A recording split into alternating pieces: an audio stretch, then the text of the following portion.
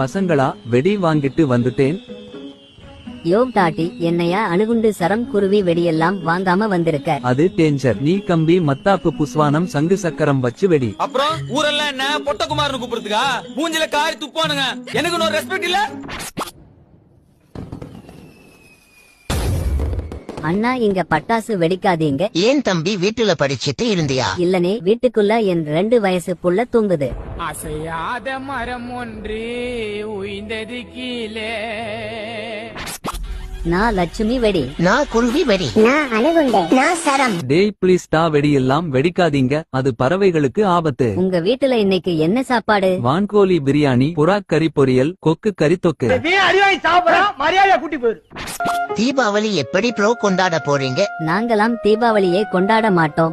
ஏன்? ஏன்னா நாங்க ராவணன் பரம்பரை. அடங்கொம்மால